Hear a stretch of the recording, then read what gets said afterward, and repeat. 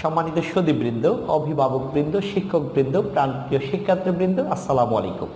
আপনাদের সকলের উদ্দেশ্যে আজকের এই ভিডিওতে পাঠ্যপুস্তক নিয়ে আমার কিছু মতামত ব্যক্ত করব, কিছু সুফল কুফল নিয়ে আলোচনা করব এবং কোর্স প্ল্যান নিয়ে আমাদের শিক্ষার্থীদের জন্য আলোচনা করব। ভিডিওর শেষ অংশে ভিডিওটি শেষ পর্যন্ত দেখার আমন্ত্রণ রইল। প্রথমে আসি এনসিটিবি কর্তৃক প্রণীত পাঠ্য বই।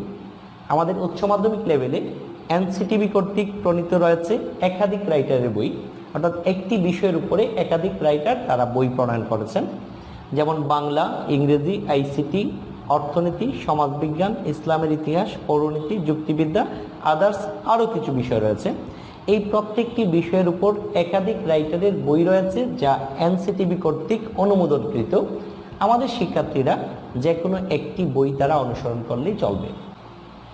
নোট এবং গাইড বই এর প্রতি আমাদের শিক্ষার্থীদের, অভিভাবকদের, শিক্ষকদের দারুণভাবে নিরুৎসাহিত করা হচ্ছে, কিন্তু এই নোট এবং গাইড বইয়ের প্রচলন থেকেই যাচ্ছে। কিন্তু 2023 সালের HSC আইসিটি পরীক্ষায় এই নোট এবং গাইড বইকে বৃদ্ধাঙ্গুলি প্রদর্শন করা হয়েছে যে মুখস্থ বিদ্যা থেকে বেরিয়ে আসতে হবে, সৃজনশীল হতে হবে।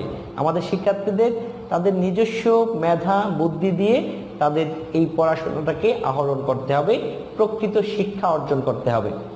এই জন্য তাদেরকে গুরুত্ব দিতে হবে এনসিটিবি কর্তৃক প্রণীত পাঠ্য বই। এই পাঠ্য বইয়ে শিকনফল বেদ যে আলোচনা আছে সেই আলোচনা তারা A to Z খুব ভালো করে পড়বে এবং এই জ্ঞানটাকে কাজে লাগিয়ে তারা প্র্যাকটিস করবে। বিভিন্ন সালের যে প্রশ্ন এসেছে, বিভিন্ন কলেজ কর্তৃক বিভিন্ন যে প্রশ্নগুলো হয় সেই প্রশ্নগুলো প্র্যাকটিস করবে। তারা কতটুকু পারছে সেই বিষয়গুলো প্র্যাকটিসের জন্য তারা সাপ্লিমেন্ট, টেস্ট পেপার এই বিষয়গুলো নিতে পারে।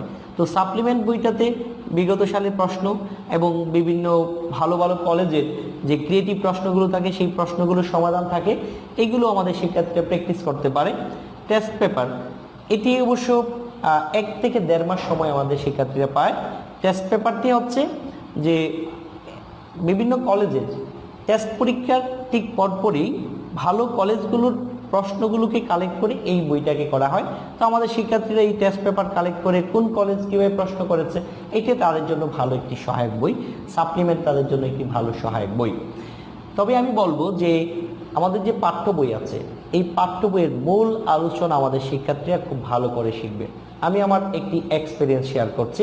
আমি যে স্টাইলে লেকচার দিই সেটি হচ্ছে এই পাঠ্য বই থেকে তাদের শিকনফল বেসড A to Z প্রত্যেকটি টপিকস খুব ভালো করে আমি তাদেরকে ক্লাসে পড়িয়ে থাকি এবং আমি আমার নিজস্ব পদ্ধতিতে এই পাঠ্য বইয়ের আলোকে আমি আমার লেকচার শিট তৈরি করে তাদেরকে লেকচার ডেলিভারি দিয়ে থাকি এবং আমাদের শিক্ষার্থীরা তাদের এই পাঠ্য বই থেকে মূল বিষয়গুলো নিয়ে তাদেরকে আমি হোমওয়ার্ক দিয়ে থাকি হ্যান্ড নোট করার জন্য।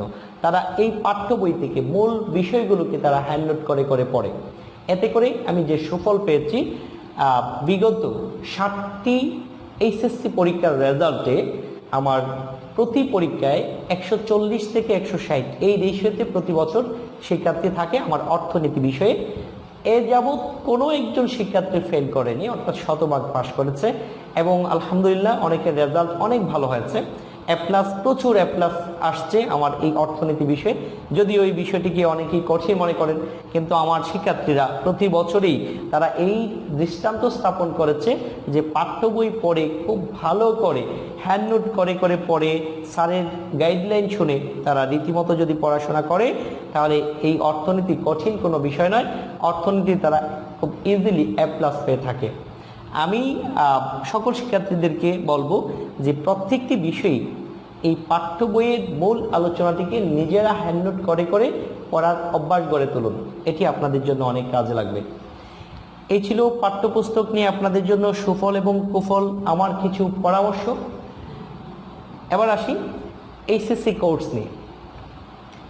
যারা HSCতে একাদশ শ্রেণীতে ভর্তি হয় তাদের জন্য বাংলা, ইংরেজি, আইসিটি 3টা বিষয় হচ্ছে আবশ্যিক বিষয়। বাংলা প্রথম ও দ্বিতীয় পত্র রয়েছে, ইংরেজি প্রথম ও দ্বিতীয় পত্র রয়েছে, আইসিটি একটি পত্রই। আর এর সাথে থাকে ঐচ্ছিক বিষয় 3টি। এটি শিক্ষার্থীরা চয়েস করতে পারবে। এখানে যে বিষয়গুলো আছে এই প্রত্যেকটি বিষয়ের যে কোনো 3টিকে তারা ঐচ্ছিক বিষয় হিসেবে তারা চয়েস করতে পারবে। অর্থনীতি, সমাজবিজ্ঞান, ইসলামের ইতিহাস, যদি তারা এই 3টাকে ঐচ্ছিক বিষয় হিসেবে নেয় তাহলে আরেকটি বিষয়কে তারা চতুর্থ বিষয় হিসেবে নেবে, সেটা হচ্ছে পরিণতি, যুক্তিবিদ্যা। এই বিষয়গুলোর মধ্যে যে কোনো একটি তারা চতুর্থ বিষয় হিসেবে নেবে। তবে যে কোনো একটি বিষয়কে তারা চতুর্থ বিষয় হিসেবে নিতে পারবে। ঐচ্ছিক বিষয় কয়টি? 3টি, আর চতুর্থ বিষয় একটি লাগবেই। এই হচ্ছে তাদের কোর্স। আমি অন্য একটি ভিডিওতে তাদের চতুর্থ বিষয়টা কি, ঐচ্ছিক বিষয় এবং আবশ্যিক বিষয়, এইগুলো নিয়ে ডিটেলস আলোচনা করার চেষ্টা করবো ইনশাল্লাহ। এই ছিল আজকের মূল আলোচনা। আশা করছি আজকের এই আলোচনা থেকে আমাদের শিক্ষার্থীরা অনেক বেনিফিটেড হবে। সবার জন্য শুভকামনা রইল এবং পরবর্তী ভিডিও দেখার আমন্ত্রণ রইল। আল্লাহ হাফিজ।